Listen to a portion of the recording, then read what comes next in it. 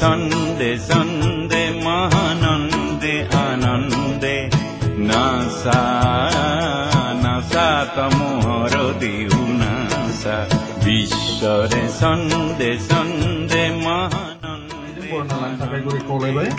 NASA NASA তমোহর बिथाङा बे फरायसालिनि गाहाय फोरोंगिरि लालबागनिफ्राय बिथाङा बे फरायसालिनि सासे तव शरण कमल बन्दे ईश्वरे सन्दे सन्दे महानन्दे आनन्दे नासा नासा तमोहर दिउ नासा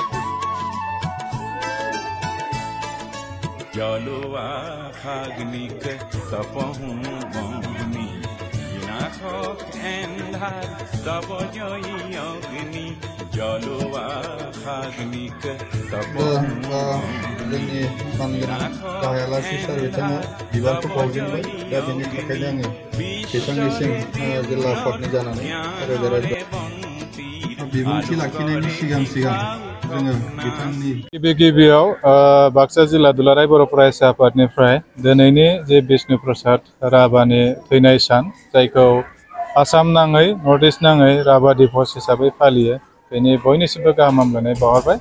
दिनै बाक्सा जिल्ला दुलाराय बर' फरायसा आफादाबो मिरु दुलाराय बर' फरायसा आफादनि बिथोन बायदियै नबस्थि दखरा दुलाराय बर' फरायसा आफादनि हेफाजाबजों नैबे बि.आर. ब्रह्म गोजौसिन फरायसालियाव गोजौ फरायसालियाव जोङो सानसेनि हाबाफारि लानानै बे राभा दिवसखौ फालिनाय जादों आरो दुलाराय बर' फरायसा आफादनिफ्राय जे मोनसे थांखि लानानै बेखौ फालिनाय जादों बे आसाम नाङैनो गुबुन गुबुन जिल्लाफोराबो फालिदों। दा बेवहाय कलागुरु बिष्णु प्रसाद राभा बेखौ जोङो एसे मिथिनानै लानो थाखाय आरो फरायसाफोरखौ मिथिहोनो थाखाय फालिनाय जादों। जोंखौ जोङो माब्लाबा ओरैनो बावनानैल' दोननाय जायो नाथाय बेखौ जों एसे गुवार बेक्तियाव गुवार लेभेलाव फालिनाय जादों। मानो होनबा बिष्णु प्रसाद राभाया बर' माहारिनिनो सासे सुबुंमोन आरो ट्राइबेल माहारिनि थाखाय बिथाङा एकेबारे गावनि जिउ जोबजासे खामानि मावलांदों। गावनि जे मोनसे आखा फाखा फरायनायनिफ्राय लानानै हारिमुनिफ्राय लानानै माने आखिनायनिफ्राय लानानै राजखान्थि बिथिंनिफ्राय लानानै गासैथिंबो बिथाङा आखा फाखामोन। दा बेखौ जोङो दिनैनि समाव मिथिनांगोन। जोङो बबेबा मोनसेयाव मात्र मोनसे बिथिङावल' पारफेक्ट जायोब्ला माने जायालासिनो गुबुन गुबुन बिथिङावबो खामानि मावनो हायो। बे बिष्णु प्रसाद राभानि मोनसे बिदिन्थि। मानो होनबा बिष्णु प्रसाद राभाया गोबां राव जोङो मिथिनाय बायदिब्ला 18टा रावखौ गाव रायलायनोबो रोङो, मेथाइबो खननो हायो। बे मोनसे बिनि गुनमोन। दा सासे मानसिया गावनि जिबनाव गोबांथार जे सोलोंनो हायो, गेलेनायनिफ्राय लानानै लिरनायनिफ्राय लानानै माने एक्टिंनिफ्राय लानानै राजखान्थिनिफ्राय लानानै मेथाइ खननायनिफ्राय लानानै बायदि बिथिङाव एकदम सासे जिउ थानाय समावनो गोबांथार सोलोंनो हायो। बे बिष्णु प्रसाद राभाया सासे बिदिन्थि। दा बिनिफ्राय जों गोबां सोलोंनांगोन, गोबां जोङो मिथिनांगोन आरो ट्राइबेल माहारिखौ बिथाङा सांग्रां खालामनाया एकेबारे बिथांनि गुदि मोनसे जोबथा गावनि जिउ जोबजासिम बे मोनसे बिथांखिमोन। ट्राइबेल माहारिया बिनि थाखायनो मोनसे समनिफ्राय ब्रिटिश समनिफ्राय लानानै बिनि भारत स्वाधीननि उनावबो जेरैबायदि थासारियाव दंमोन बेखौ फोजाखांनाया कलागुरु बिष्णु प्रसाद राभाया। दा बिनि थाखायनो दुलाराय बर' फरायसा आफादा दिनैनि समाव मिरु दुलाराय बर' फरायसा आफादा बे बायदि समाज सिबियारि बिथांमोनखौ बा बायदि गुबुन गुबुन बिथिङाव जे खामानि मावबाय थानाय बिथांमोनखौ गासै सा 15 दिनै काजलगावआव बेखौ बरायनाय जागोन आरो बाक्सानिफ्रायबो दिनै सासे दङ। जोंनि मिरु दुलाराय बर' फरायसा आफादनि बारग' गाहाय नेहाथारि राजेन काख्लारि बिथांखौ मान बावनो थाखाय बिथांमोना हांख्रायदों। दा बे मोनफा मोनफा बिदिन्थि समाजनि थाखाय जोङो बयबो खामानि मावनांगोन, अब्लासो जोङो समाजाव माने सांग्रां जानानै थागोन आरो दावगानो हागोन। आरो कलागुरुनिफ्राय जों बेखौ कलागुरु बिष्णु प्रसादनिफ्राय जों बेखौ सोलोंनांगोन।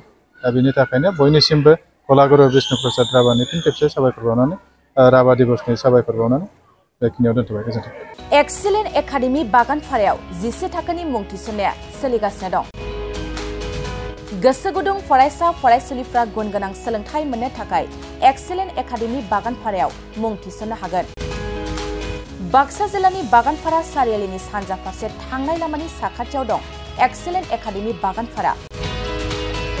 बे एक्सेलेन्ट एकाडेमि बागानपारायाव नांगौबादि गुन गोनां सोलोंथाइनि राहा दं।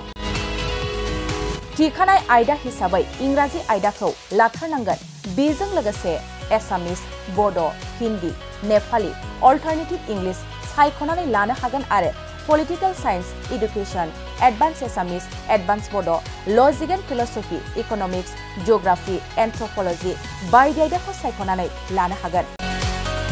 लोगोसे आलादायै बेसेन होनाङै कम्पिउटार क्लास लानो मोनगोन।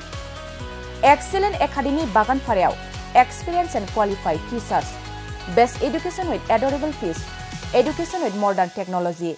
The admission fees charge would be considered for below poverty line and brilliant students. Hostel facilities for boys and girls बायदि।